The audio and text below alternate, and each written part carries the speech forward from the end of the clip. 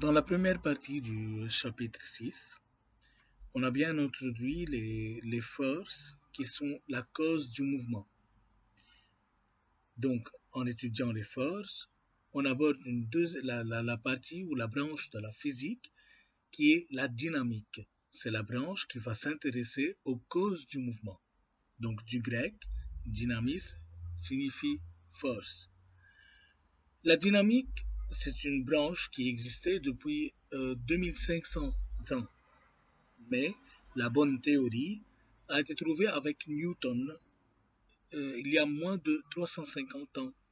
Donc, pourquoi il a fallu attendre 2000 ans à peu près pour que Newton arrive pour trouver la bonne théorie de la dynamique? Bon, dans l'histoire des sciences, on peut, on peut étudier ce qui a été avant Newton, donc les idées de la mécanique ou les idées plus précisément de la dynamique qui étaient avant Newton.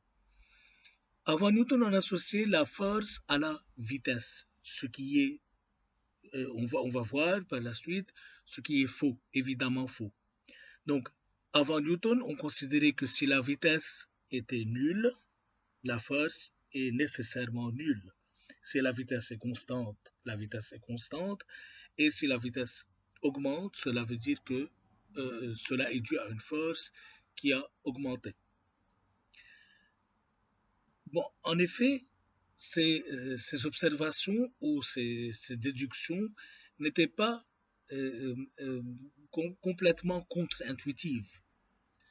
À l'époque, on considérait que si on pousse par exemple un objet avec une certaine force, cet objet va se déplacer avec une vitesse bien déterminée. Si on pousse encore avec une force qui est plus importante, cette vitesse va être encore plus importante.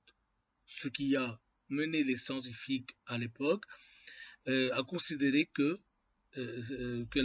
la force est associée à la vitesse, ce qui est évidemment faux. Donc l'association entre la force et la vitesse mène rapidement à de sérieux problèmes. L'un de ces problèmes, c'est l'étude des objets en chute libre. Un objet en chute libre, on voit bien que, en étudiant le mouvement de l'objet, la cinématique, donc là on a une chronophotographie d'une balle qui tombe, on remarque très bien que la vitesse augmente. Donc la vitesse de ce corps augmente. Alors que cet objet n'est soumis qu'à l'action de son poids. Et on voit que l'accélération de pesanteur G ne varie pas d'une façon remarquable avec l'altitude. Donc on peut considérer que la force qui est le poids exercé sur un objet en chute libre est à une valeur constante. Donc est un vecteur qui est constant. Donc comment un vecteur, une force qui est constante exercée sur un objet va mener à une accélération? Là, on a une contradiction. Donc, on ne peut pas associer la vitesse à la force à la vitesse. Donc, c'est l'un des problèmes ou l'un des principaux problèmes qu'on qu'on a trouvé en prenant en considération que la force est associée à la vitesse. Donc, il y a d'autres problèmes comme le problème des projectiles, mais on ne va pas détailler ça dans cette vidéo.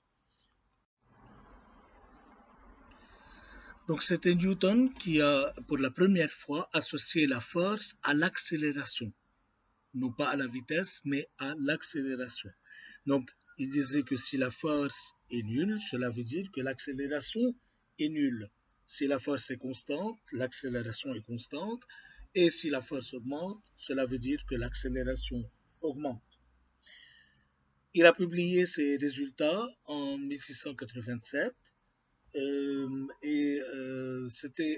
on savait qu'il y a beaucoup de physiciens, d'autres physiciens qui pouvaient arriver à cette conclusion. mais il était le premier. Par exemple, Higgins aurait dû potentiellement donner les mêmes résultats, mais il n'a pas achevé son travail. Donc Newton était le premier à faire cette association. Et cela nous a mené aux 3 lois de Newton. On a vu dans la première vidéo c'est quoi un système en physique qui est l'ensemble d'objets qui vont être étudiés et associés ensemble. On a un système, par définition, le système isolé, c'est un système qui n'est soumis à aucune force, qui ne subit l'action d'aucune force, ce qui est évidemment un système qui n'existe pas réellement. Donc, on va prendre ça comme théorie, donc c'est un système par définition qui n'est soumis à aucune force et c'est un système qui n'existe pas. Pour cela, on va parler d'un système qui est pseudo-isolé. Donc, un système pseudo-isolé.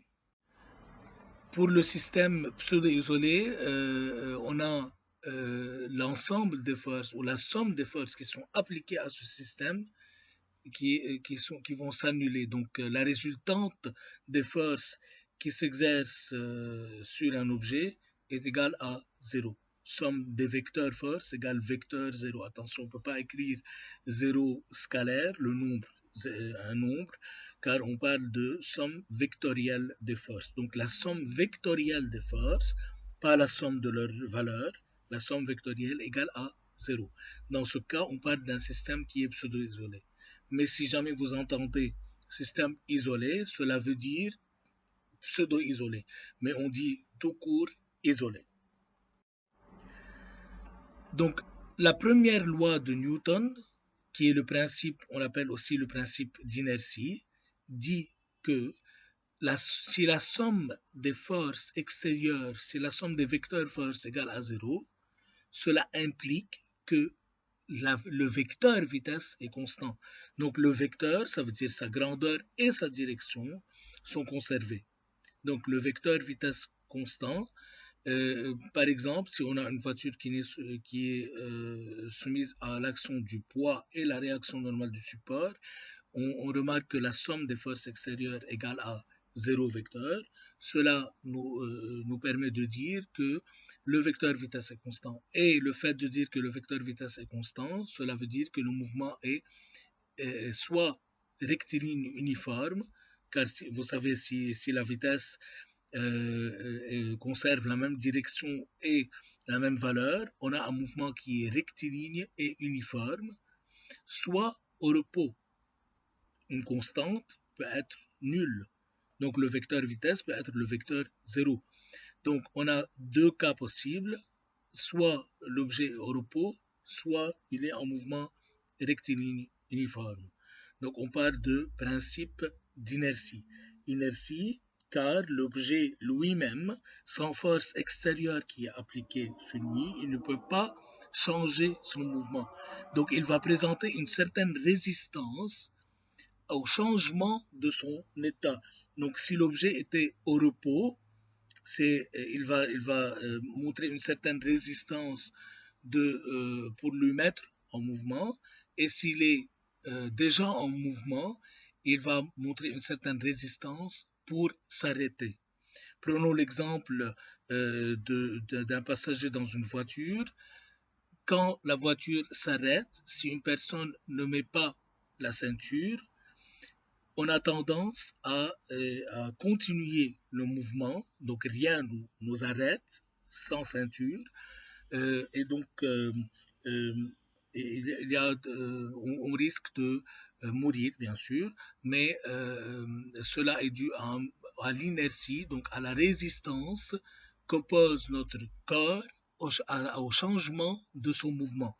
On était en mouvement, puis soudainement on s'arrête, rien ne nous empêche de continuer, donc on va se lancer vers l'avant.